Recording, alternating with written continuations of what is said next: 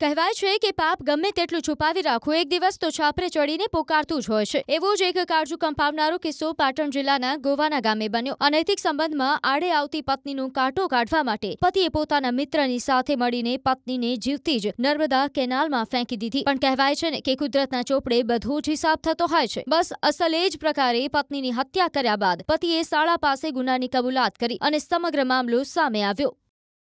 તારીખ 2/7/2026 રોજ સત્તાભાઈ ઠાકોરે પાટણ તાલુકા પોલીસ સ્ટેશનમાં એક ટેલિફોનિક વર્દી લખાઈ હતી કે એમના પત્ની મંજુબેને ચતુર્મણા કેનાલ પાસે પડીને આપઘાત કર્યો છે।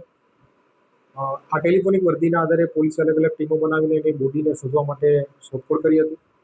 તારીખ 3/7/2026 રોજ મરણ જનાર જે મંજુબેન છે એમની બોડી કુરેજા કેનાલ પાસેથી મળી આવેલી હતી અને જેના આધારે હારીજ પોલીસ સ્ટેશનમાં એક અકસ્માત મોતનો ગુનો નોંધીને તેની વધુ તપાસ કરવામાં આવેલી હતી। પોલીસે આ અકસ્માત મોતના ગુનામાં ઝીણવટપૂર્વક તપાસ કરતા અલગ અલગ વ્યક્તિઓના ડિટેલ ઇન્ટ્રોગેશન કરતા એવું જાણવા મળેલું હતું કે આ એક અકસ્માત મોત નહીં પરંતુ એક પ્રી પ્લાન મર્ડર છે। તપાસ દરમિયાન પોલીસને અમુક હકીકતો મળી હતી, જેમ કે આ જે મરણ જનાર છે એમની ઉપર એમના પતિને એક્સ્ટ્રા મેરિટલ અફેર્સનો વહેમ હતો।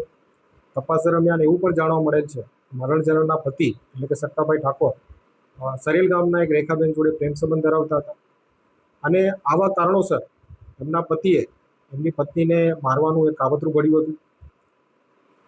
સત્તાભાઈ ઠાકોરની પ્રેમિકા રેખાબેનના ભાણેજ કિશનભાઈ અને સત્તાભાઈ ઠાકોર એકબીજાને ઘણા ટાઈમથી ઓળખતા હતા અને જેના આધારે આજે એમની પ્રેમિકા છે એમના ભાણેજ કિશનભાઈ અને સત્તાભાઈએ એક કોન્સ્પિરસીના ભાગરૂપે સત્તાભાઈ ઠાકોરની પત્નીનું મર્ડર કરવાનું નક્કી કર્યું હતું।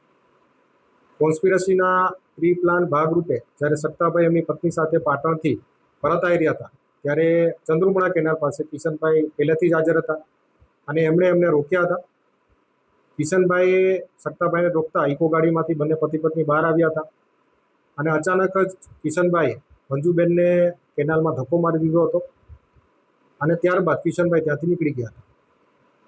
સત્તાભાઈએ આ ઇન્સિડન્ટ બાદ પોતાના સગાવાલાને ફોન કરીને એવું જણાવ્યું હતું કે એમના પત્ની મંજુબેને કેનાલમાં કૂદકો મારી દીધો છે અને આપઘાત કર્યો છે અને એને જ આધારે તારીખ 2/7/2026 રોજ સત્તાભાઈએ પાટણ તાલુકા પોલીસ સ્ટેશનમાં એક ટેલિફોનિક વર્દી લખાવી હતી। તો આ રીતે પોલીસે તપાસ કરતા જે એક અકસ્માત મોતનો ગુનો હતો એના ઉપરથી તપાસ કરતા મર્ડરનો ગુનો દાખલ થયેલો છે। પ્રેમ આંધળો હોય છે એવું આપણે છાસવારે સાંભળતા આવ્યા છીએ, પરંતુ અનૈતિક સંબંધો માણસને કઈ હદે રાક્ષસ બનાવી દે છે તેનો આ જીવતો જાગતો પુરાવો છે। જે પત્ની સાથે 7 ફેરા ફર્યા હતા તેના જ હાથ પગ પકડીને કેનાલમાં ફેંકી દેતા આ પાપી પતિનો હાથ જરાય ન ધ્રુજ્યો। આ કિસ્સાએ સમગ્ર પંથકમાં ખળભળાટ મચાવી દીધો છે।